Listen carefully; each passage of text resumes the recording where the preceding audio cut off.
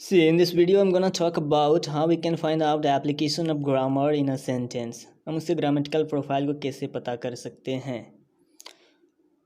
Probably you'd be thinking why I'm uploading this kind of videos. Because very soon I'm gonna start uploading a series of English structure video. So this video will help you out to understand that structure thoroughly. So let's start this video now.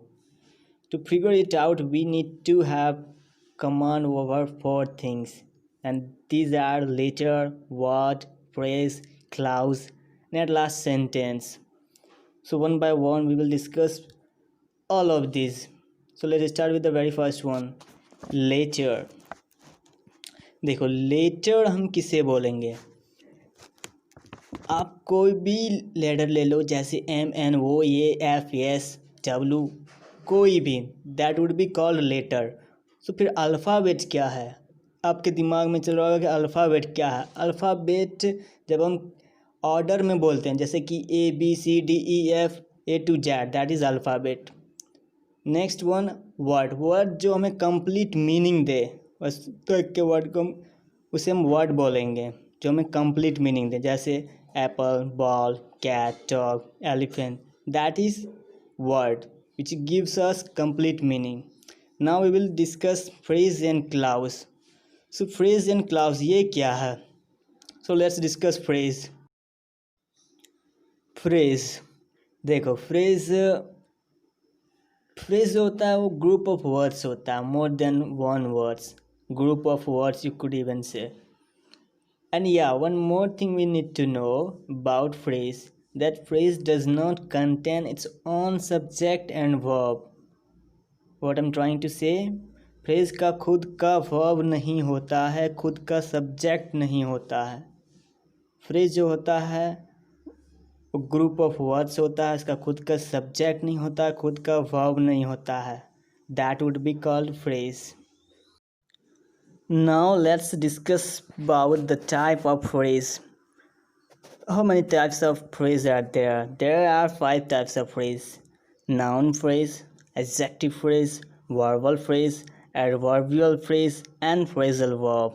These are the types of phrase.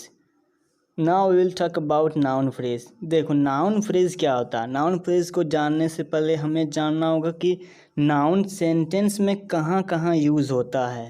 ठीक है, देखो noun phrase की बात करने से पहले आइए हम नाउन को पहचानते हैं कि सेंटेंस में नाउन कहाँ पे यूज़ कर सकते हैं. देखो सेंटेंस में नाउन हम 4 जगह यूज कर सकते हैं, जैसे subject of a sentence, sentence के सब्जेक्ट के तौर पे, वर्ब का ऑब्जेक्ट के तौर पे, और सब्जेक्ट कॉम्प्लीमेंट और ऑब्जेक्ट कॉम्प्लीमेंट के तौर पे. ठीक है. And if I'm not wrong, you already would be knowing what is subject and what is object of a verb, but probably you would not be knowing what is subject complement and what is object complement. So let's discuss what it is. See here the sentence, you are a student. We just took an example of subject complement. So see here, you, it's a subject. Alright, you क्या है, subject, and student subject के बारे में अतिरिक्त जानकारी दे रहा है, मतलब सब्जेक्ट को कंप्लीट कर रहा है, तो उसे क्या बोलेंगे, subject complement. Now again we are taking example of object complement. देखो the sentence here, she considers her puppy her baby. तो देखो हर बेबी ये क्या है, ऑब्जेक्ट हर पपी को कंप्लीट कर रहा है, तो इसे हम क्या बोलेंगे, object complement. Here her puppy is a object of consider. ठीक है, consider का ऑब्जेक्ट है यहाँ हर पप्पी. ठीक है, और हर पप्पी को आगे डिफाइन कर रहा है हर बेबी, हर पप्पी के बारे में अतिरिक्त जानकारी दे रहा है हर बेबी, तो यह हो गया object complement. So now finally we are able to understand noun phrase. Now let's take an example of noun phrase. The example is I always hated mice. And the second one, I always hated mice and rate. देखो पहला sentence में माइस क्या है, hated का object है, object क्या होता है, नाउन. दूसरा सेंटेंस में हेटेड का क्या ऑब्जेक्ट है, माइस एंड रेट. तो ये माइस एंड रेट एक से अधिक शब्द हो गया, तो ये नाउन ना होके क्या हो जाएगा, नाउन फ्रेज. चलो अब हम एडजेक्टिव फ्रेज की बात करते हैं. एडजेक्टिव फ्रेज क्या होता है. Let's take example, she is a beautiful lady and next one, she is narrow minded lady. तो आप देखो पहला सेंटेंस में ब्यूटीफुल, ये क्या है, एडजेक्टिव है। अब ब्यूटीफुल के ही जगह पे सेकेंड सेंटेंस में देखो क्या है, नैरो माइंडेड। तो ब्यूटीफुल उसमें एक शब्द था, लेकिन ब्यूटीफुल के ही जगह पे एक दूसरा क्या आ गया है, नैरो माइंडेड। तो नैरो माइंडेड दो आ रहा है, more than one word what called phrase. तो एडजेक्टिव पे जगह पे आ रहा है तो इसे एडजेक्टिव फ्रेज बोलेंगे। Now let's take example of verbal phrase. So example is you wrote a blog and the next sentence is you have written a blog।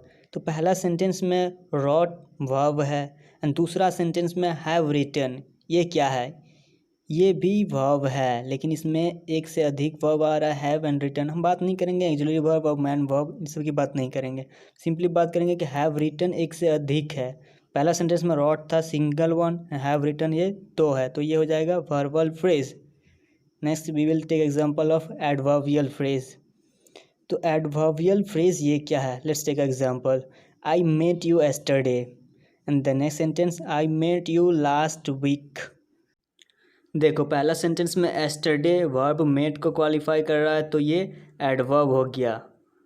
मैं आपसे मिला, कब मिला, एस्टरडे, तो एस्टरडे एडवर्ब हो गया। तो दूसरा सेंटेंस में I met you last week, मैं आपसे लास्ट वीक को मिला, कब मिला, लास्ट वीक। तो लास्ट वीक यहाँ एडवर्ब ना होके हम इसे क्या बोलेंगे, एक से अधिक है तो एडवर्बियल फ्रेज। ठीक है, नेक्स्ट हम बात करेंगे क्लाउज की। तो क्लाउज क्या होता है, clause is also a part of sentence and it does have its own subject and verb. Clause जो होता है वो भी सेंटेंस का एक पार्ट होता है, इसके पास अपना खुद सब्जेक्ट और वर्ब होता है। एंड क्लाउज दो टाइप्स के होते हैं, dependent clause and independent clause. Dependent clause तीन टाइप के होते हैं, जैसे कि आप देख सकते हो, noun clause, adjective clause and adverbial clause. Independent clause इसे हम मेन क्लाउज और प्रिंसिपल क्लाउज और कभी कभी कोऑर्डिनेट क्लाउज भी बोलते हैं। ठीक है, चलिए डिपेंडेंट क्लाउज और इंडिपेंडेंट क्लाउज को हम एग्जाम्पल से समझते हैं। तो पहला एग्जाम्पल है, he is intelligent but he could not perform well. तो आप मुझे बताओ, ही इज़ इंटेलिजेंट एक कंप्लीट मीनिंग वाला सेंटेंस है, नहीं, कुड नॉट परफॉर्म वेल ये भी कंप्लीट मीनिंग वाला सेंटेंस है। जो कंप्लीट मीनिंग दे उसे हम क्या बोलते हैं, इंडिपेंडेंट क्लाउज, मैन क्लाउज। तो ही इज़ इंटेलिजेंट ये भी मैन क्लाउज हुआ और he could not perform well ये भी मैन क्लाउज हुआ। तो इस सेंटेंस में दोनों मैन क्लाउज है। चलिए एग्जांपल लेते हैं हम डिपेंडेंट क्लाउज की। देखो डिपेंडेंट क्लाउज मैंने आपको तीन टाइप्स उसके बताए थे, noun clause, adjective clause and adverbial clause. तो हम पहले नाउन क्लाउज के एग्जांपल लेते हैं। तो हमने एग्जांपल लिया, what we have achieved is not small. जो हमने अचीव किया है वह कम नहीं है। तो आप मुझे बताओ, व्हाट वी हैव अचीव्ड इस पूरे सेंटेंस में सब्जेक्ट के जैसा काम कर रहा है, और सब्जेक्ट क्या होता है, नाउन होता है। तो हम क्या बोलेंगे इसे, नाउन क्लाउज। क्यों, क्योंकि इसके पास अपना खुद का सब्जेक्ट है और इसके पास अपना खुद का वर्ब है, तो इसे हम बोलेंगे नाउन क्लाउज। चलिए हम अब एग्जांपल लेते हैं एडजेक्टिव क्लाउज की। तो हमारा सेंटेंस है, I bought a new car which is very expensive. तो आप मुझे बताओ, अ न्यू कार ये क्या है, ये बॉट का ऑब्जेक्ट है। अ न्यू कार ये नाउन है, ऑब्जेक्ट क्योंकि ऑब्जेक्ट नाउन होता है, और जो नाउन को डिस्क्राइब करे, उससे नाउन को क्वालिफाई करे, उसे हम क्या बोलते हैं, एडजेक्टिव बोलते हैं। तो आप मुझे बताओ कि विच इज़ वेरी एक्सपेंसिव ये न्यू कार को मॉडिफाई कर रहा है, न्यू कार के बारे में एक्सटर्नल इंफॉर्मेशन दे रहा है, तो ये क्या होगा, एडजेक्टिव होगा। लेकिन इसके पास खुद का सब्जेक्ट और खुद का वर्ब, जैसे बोलेंगे एडजेक्टिव क्लाउज। चलिए अब हम बात करते हैं एडवर्बियल क्लाउज की। तो एडवर्बियल क्लाउज का हमने एग्जांपल दिया है यहाँ पे, wherever you go we will follow you. क्या करेंगे, फॉलो करेंगे। तो फॉलो क्या है, यहाँ पे वर्ब है, और वर्ब को जो मॉडिफाई करता है उसे हम क्या बोलते हैं, एडवर्ब। तो वेयरएवर यू गो ये हो गया एडवर्ब। क्योंकि ये एडवर्ब का इसके पास खुद का सब्जेक्ट है और खुद का वर्ब है, तो इसे हम एडवर्ब ना बोल के हम बोलेंगे एडवर्बियल क्लाउज। नेक्स्ट हम बात करते हैं सेंटेंस की। तो सेंटेंस क्या होता है, सेंटेंस भी ग्रुप ऑफ वर्ड्स होता है जिसके पास अपना खुद का सब्जेक्ट और वर्ब हो, जो किसी स्टेटमेंट या क्वेश्चन बताए। अब इसके टाइप्स के बारे में बात करते हैं। तो इसके टाइप्स के बारे में बात करें तो according to function it has 5 types. इसके 5 प्रकार होते हैं फंक्शन के अनुसार, और स्ट्रक्चर के अनुसार इसके 3 टाइप्स होते हैं।